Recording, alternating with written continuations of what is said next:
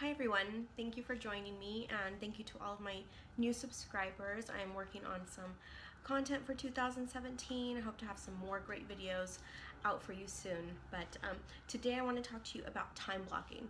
Now I've done videos on time blocking before, but today I want to talk to you about time blocking and how I'm making it work for me after I've been doing it. The last video I did was a time blocking for beginners.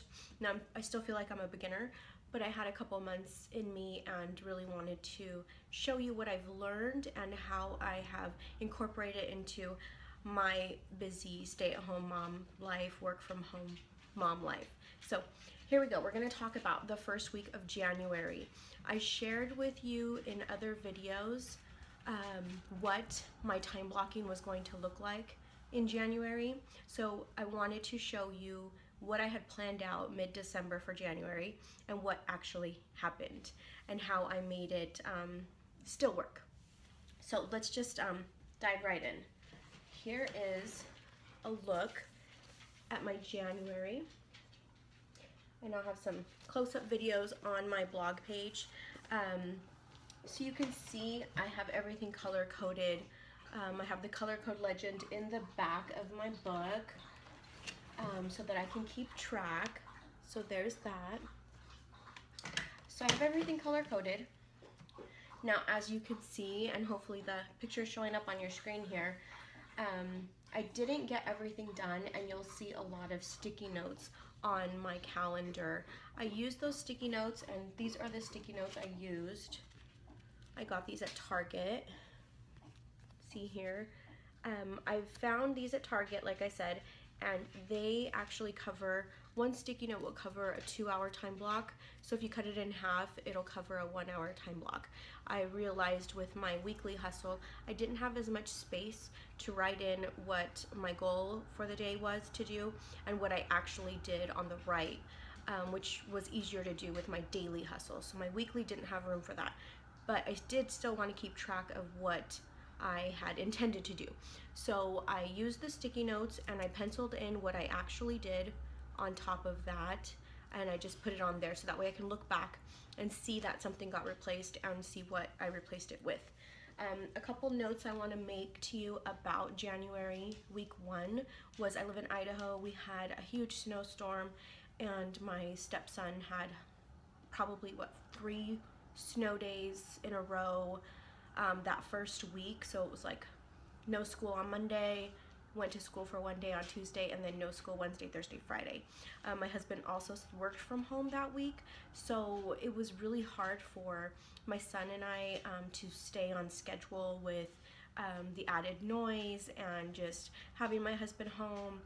It's just easier, and I'm sure other stay-at-home mom and work-from-home moms can agree that getting everybody out of the house so that you can focus on what you need to do is pretty important to actually being successful in accomplishing our goals. So a lot of things got skipped over. Another thing to know is that on that Friday, my doctor had me go into I was 32 weeks pregnant at the time, and my doctor had me go in to see her right away because I was having pains in my legs. She was worried about blood clots. So then I got sent to the hospital to go have an ultrasound down on my leg just to rule out blood clots. So my whole day was spent at the doctor's office and then at the hospital getting the ultrasound done. So that completely just, anything I had scheduled for Friday was completely gone. So that happens, and you just work with it, and you can take note of what needs to be moved over for next week. Still continue planning. And I continue to do that. I really stuck to as much as I could this whole schedule, but of course things are always going to get messed up a little bit. So another thing I wanted to tell you about is that one goal I had for this week was to create a printable, and I wanted this to be a time blocking printable that I could give out for free to anybody who needed help doing the time blocking, who doesn't have a calendar to write things out on. So I did create that, so that was my goal for the week, and I got it done. So it's been kind of sitting waiting for me to actually get it out to you guys. So now I have it ready, it's all good to go.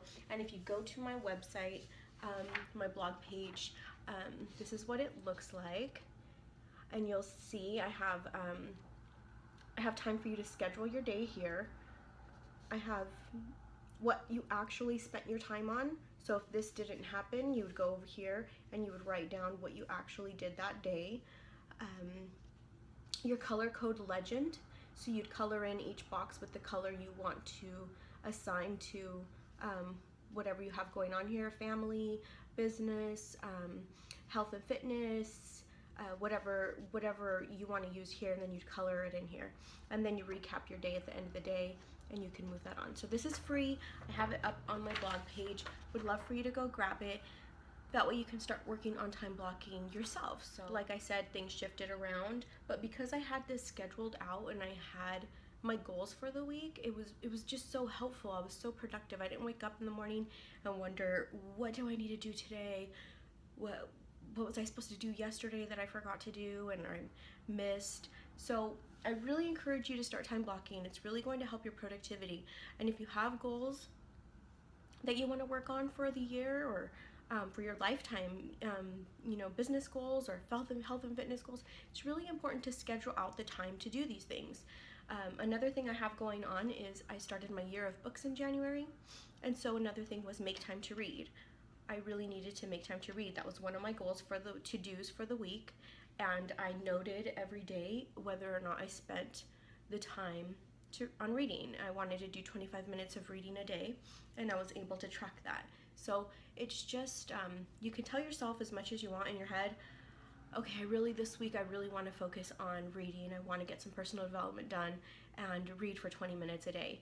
But if you don't schedule it out for yourself and you don't write it down and you don't have accountability, it's going to be hard for you to keep track of it. You're going to not remember whether you did it or not, or you're not going to have anywhere to actually record it and say, I did it, I accomplished this today. Being able to check off a little box and say that you did something, or being able to recap your day and just saying, wow, I did all of these things today. I did the laundry, I folded the clothes, I loaded the dishwasher, all these things.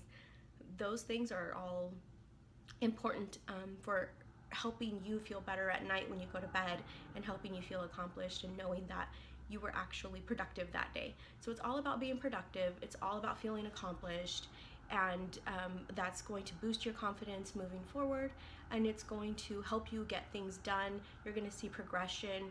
It's going to be easier to achieve your goals. So it's just going to do so much for you. I can't encourage you enough to start time blocking. It's really going to help you, especially if you struggle with getting things done throughout the day.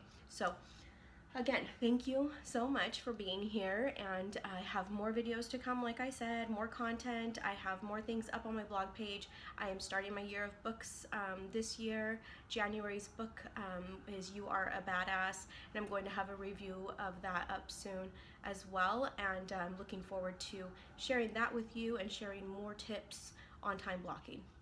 So thanks again, and we'll see you soon.